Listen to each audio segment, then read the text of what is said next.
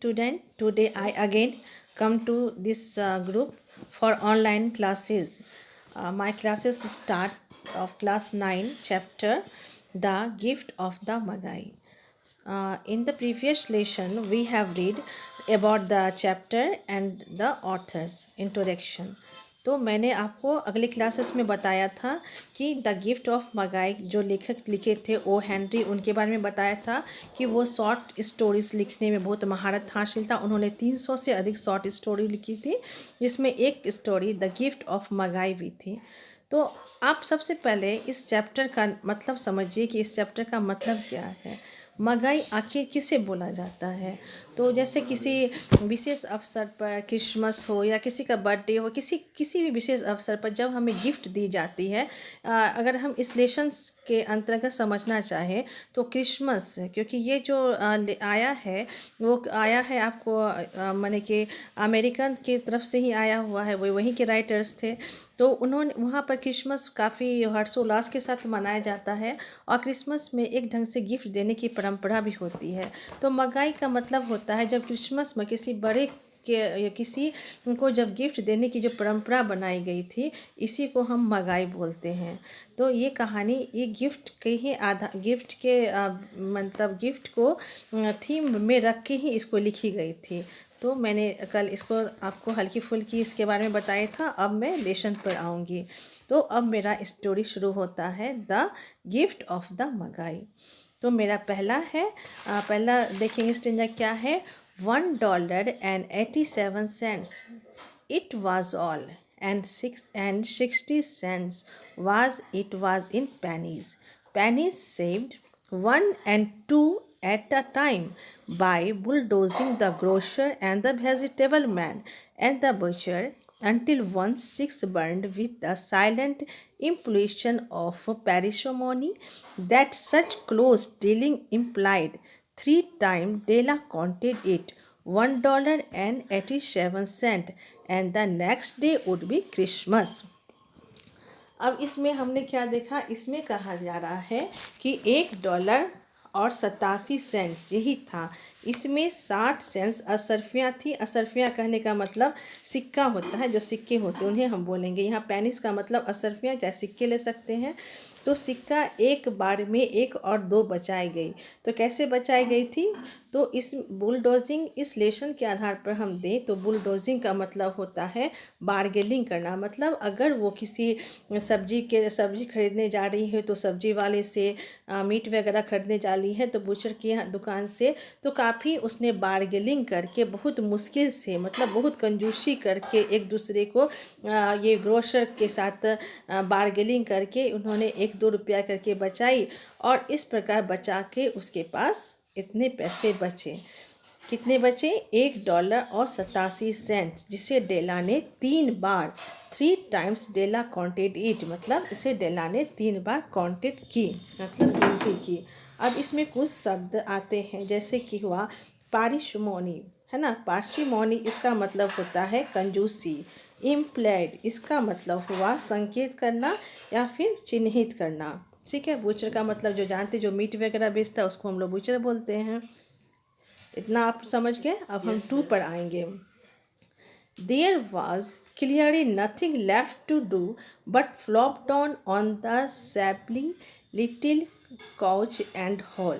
So Della did it, which instigates the moral reflection that life is made up of soap, snips, and smiles, with snips predominating।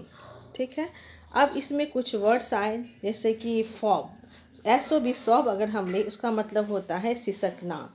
स्निफिल का मतलब होता है नाक से हवा खींचना या सांस लेना। प्रीमोडेटिंग का मतलब होता है शक्तिशाली और तलवार। अब क्या कहता है कि इसमें जब उसने there was clearly nothing left to do but flop down on the slabby. अब जब उसने देखा कि अब and the next day would be Christmas, और दूसरे दिन क्रिसमस थी, जब उसने देखा कि उसके पास अब कुछ नहीं बचा है तो क्या होता है, अब कुछ तो स्पष्ट हो गया कि अब उसके पास कुछ भी नहीं बचा, बस इतने ही पैसे हैं। तो क्या करती है, सोफा पर धड़ाम से क्या चिल्लाकर गिर जाती है। काउच का मतलब होता है सोफा, और सैपी का मतलब फटे फटे पुराने को कहते हैं सैपी। तो फटे पुराने जो छोटा सा सोफा था, गोल गोल सोफा, तो वो उस पर जाके क्या हो जाती है, गिर जाती है। सो डेला ने ऐसा किया, विच इंस्टिगेट्स the moral reflection that life is made up of soaps, snips and smile, with snips predominating. Okay, इस प्रकार ऐसा किया जो नैतिकता को दर्शाता है कि जीवन सिसकने का, नाक से मतलब श्वास लेने का और मुस्कुराने के लिए बना है। मतलब अगर कोई भी परेशानी है तो क्या है, अगर हम इसे रो धो के इसको रो धोकर नाक में शक्तिशाली हवा लेकर मुस्कुरा के भी इन सारे समस्या को हम क्या कर सकते हैं, निजात पा सकते हैं।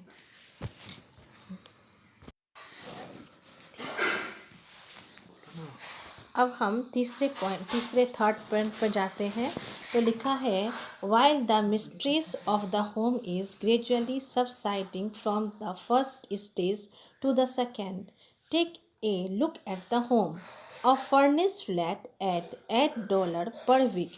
It did not exactly beg a description, but it certainly had that word on the lookout for the Medicancy Squad. अब कह रहा while the mistress of the home, मतलब मिस्ट्रेस का मतलब वो घर की मालकिन के बारे, यानी डेला, जब डेला एक स्थिति से दूसरी स्थिति में जा रही है तो तब तक हम उसके घर पर एक नज़र देते हैं। तो उसके घर के बारे में दिखाते हुए बोला गया है, ए फर्निश फ्लैट एट $8 पर वीक, मतलब एक फर्निश्ड घर है, फ्लैट है, मतलब घर है जो पक्का का घर है, और जिसके लिए उसे $8 पर वीक देने होते हैं।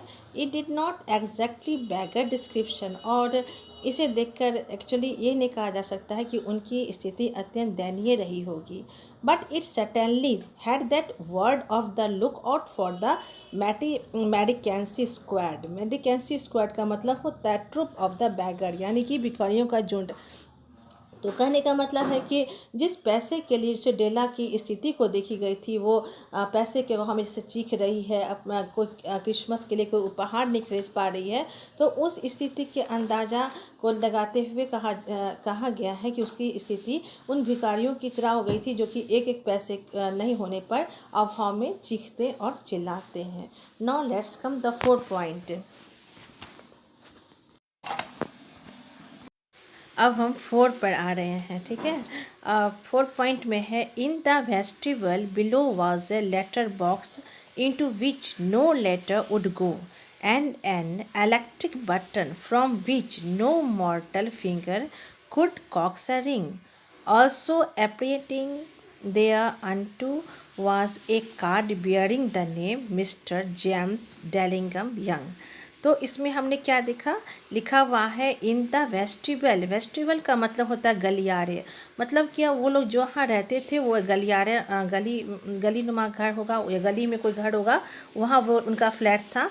तो उस गलियारे में एक लेटर बॉक्स था, लेकिन उस लेटर बॉक्स में कभी कोई लेटर नहीं डाला गया था। एंड एन इलेक्ट्रिक बटन, और होता है ना कि मतलब कहीं जाइए तो एक डोरबेल होती है, तो वहाँ एक इलेक्ट्रिक बटन थी, लेकिन वहाँ पर कभी किसी ने उंगली नहीं डाला था, यानी कि रिंग करने के लिए कोई उंगली नहीं डाला था, यानी कि किसी का आना जाना नहीं हुआ था। Also appearing there unto was a card bearing the name, और इसके साथ साथ जहाँ जो इलेक्ट्रिक बटन था वहाँ पर एक कार्ड भी लटका हुआ था जिसके ऊपर नाम लिखा था मिस्टर जेम्स डिलैंगम यंग। तो ये कौन है भाई, तो ये जेम्स है, जिसके मतलब कि जिसके बारे में हम लोग कहानी पढ़ रहे हैं, जेम्स और डेला के बारे में। तो डेला के बारे में तो आपने उतना देर से समझा, अब ये उनके जो हस्बैंड था उनका नाम जेम्स था, तो उन्हीं का नाम उस कार्ड पर लिखा हुआ था, मिस्टर जेम्स डेलैंगम यंग।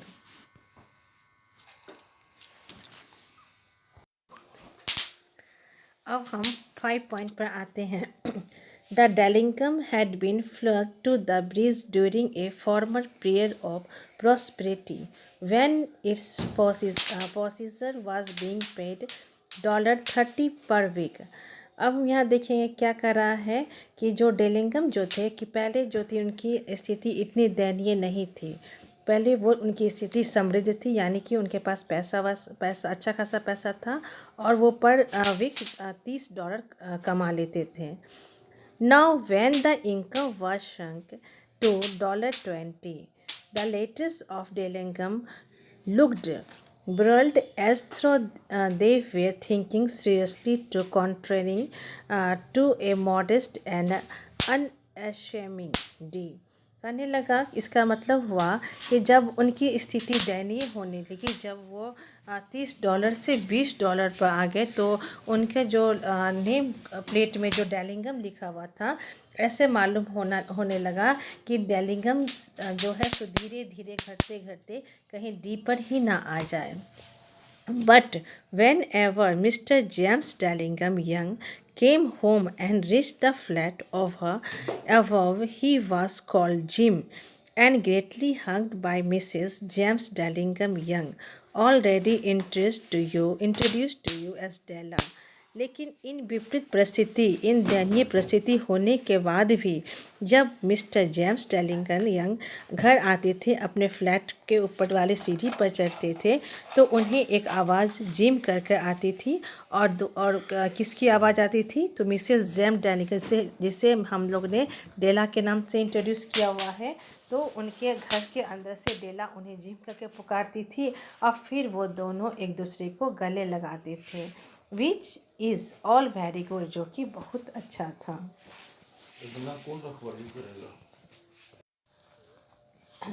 आज मैंने आपको पार्ट फर्स्ट से लेके 5th तक का किया है, जिसे मैंने पार्ट 1 के नाम पर से आपको दिया है। कल मैं 6 to 12 करूँगी, जिसे पार्ट 2 के नाम पर मैं वीडियो दूँगी। इसके साथ साथ मैं हार्ड वर्क भी दूँगी, जिसे कि आप लोग नोट कर लीजिएगा। तब तक इस वीडियो के अंतर्गत मैंने जो पढ़ाया है उसे पढ़िए और हार्ड वर्क को लिख के रखिए।